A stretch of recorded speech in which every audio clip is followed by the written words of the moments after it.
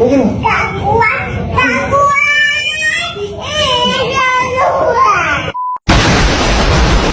memang Mbak juga bingung. Semua manusia di muka bumi ini bingung, Mbak. Nanti nggak bingung kalau udah di surga. With nothing on under your trench coat. There's no way, no.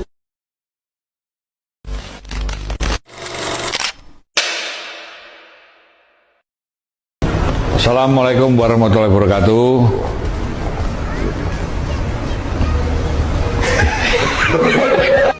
Assalamualaikum warahmatullahi wabarakatuh.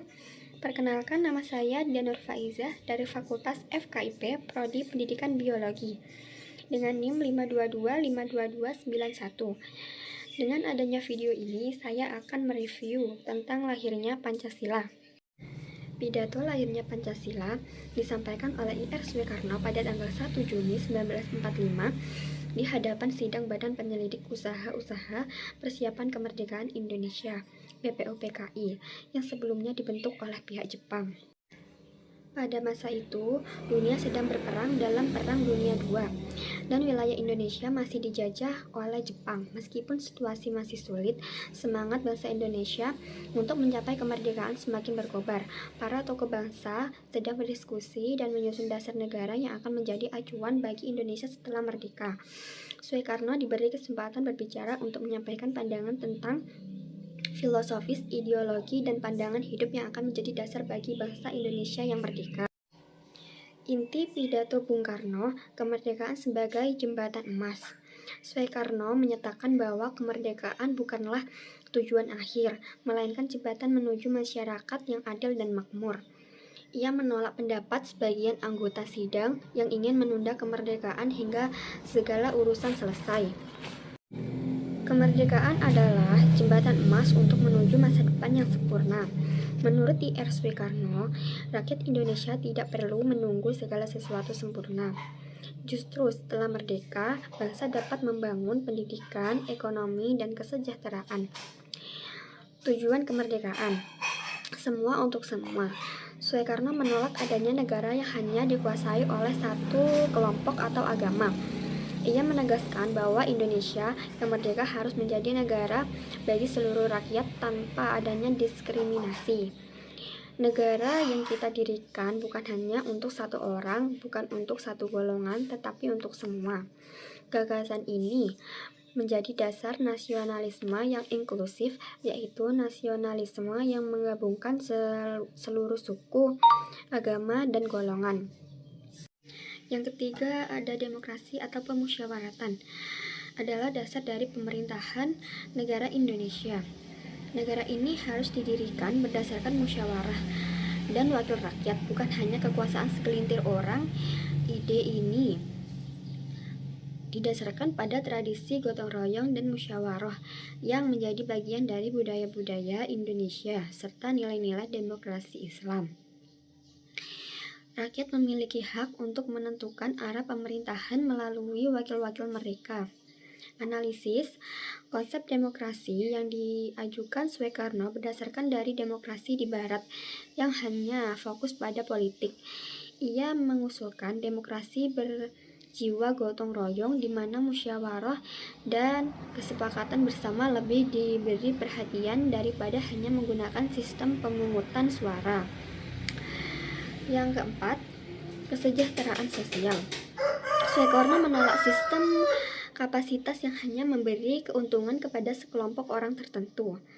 Indonesia harus mencapai keadilan sosial sehingga seluruh rakyat memiliki cukup pangan dan pakaian, serta terbebas dari kemiskinan.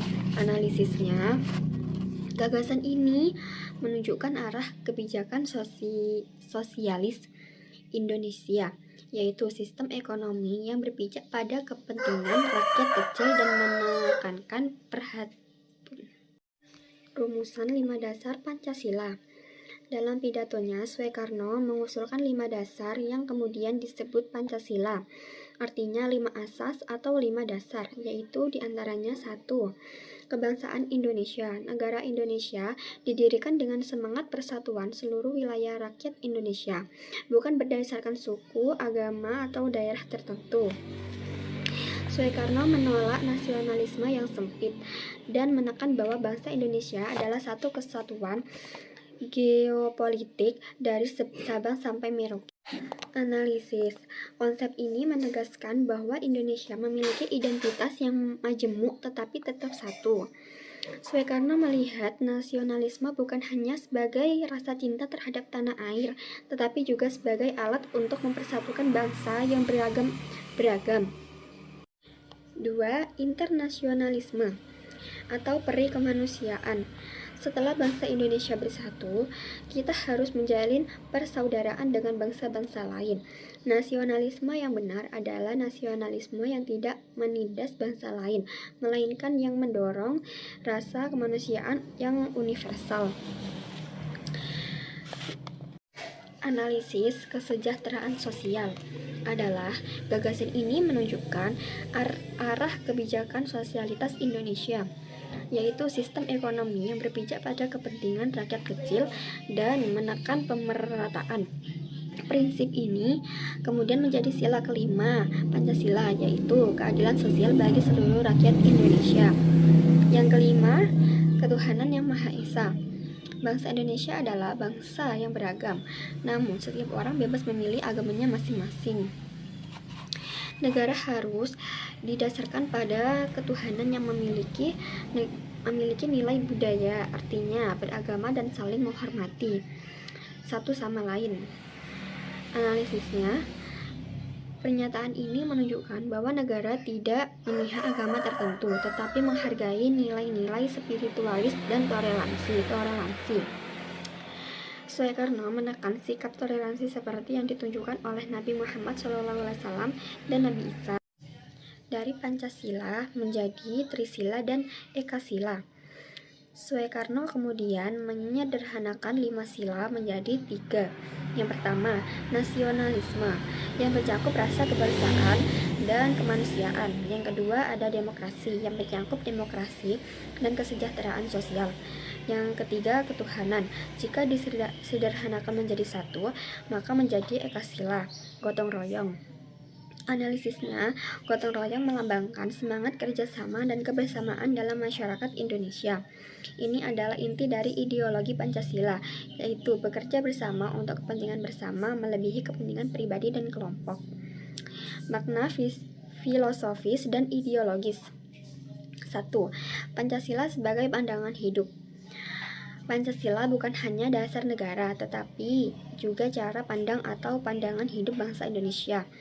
Ia menggabungkan beberapa nilai seperti nasionalisme, humanisme, demokrasi, sosialisme, serta religiusitas. Kedua, gabungan nilai timur dan barat. Soekarno menggabungkan nilai-nilai modern seperti demokrasi dan keadilan sosial dengan nilai-nilai keberagaman dan budaya lokal di Nusantara. Ketiga, Pancasila yang terus berkembang. Pancasila bisa berubah sesuai dengan zaman, tetapi tetap bertumpu pada nilai-nilai seperti kemanusiaan, persatuan, keadilan, serta ketuhanan. Relevansi bagi Indonesia saat ini. Pancasila tetap relevan seperti relevansi bagi Indonesia saat ini. Pancasila tetap relevan sebagai pengikat persatuan bangsa di tengah keberagaman suku, agama, dan budaya. Semangat gotong royong menjadi sarana utama menghadapi tantangan dari globalisasi, ketimpangan ekonomi, dan pemecahan politik. Nilai toleransi dan keadilan sosial sangat penting untuk menjaga dan keharmonisan dan perdamaian di Indonesia. Penutupnya, pidato lahirnya Pancasila bukan hanya sekedar naskah sejarah, tetapi juga sebuah manifesto politik dan moral yang dipegang oleh bangsa Indonesia. Pancasila muncul dari pemikiran mendalam Bung Karno. Penutupnya, pidato lahirnya Pancasila bukan hanya sebuah naskah sejarah, tetapi juga sebuah manifesto politik dan moral yang dipegang oleh bangsa Indonesia. Pancasila muncul dari pemikiran mendalam Bung Karno mengenai perjuangan bangsa, penderitaan rakyat, serta cita-cita kehidupan manusia yang universal. Pancasila kemudian ditetapkan sebagai dasar negara pada tanggal 18 Agustus 1945 dan tercantum dalam pembukuan Undang-Undang Dasar 1945 menjadi fondasi yang abadi bagi Negara Kesatuan Republik Indonesia. Sekian dari saya. Sampai jumpa lagi. Wassalamualaikum warahmatullahi wabarakatuh.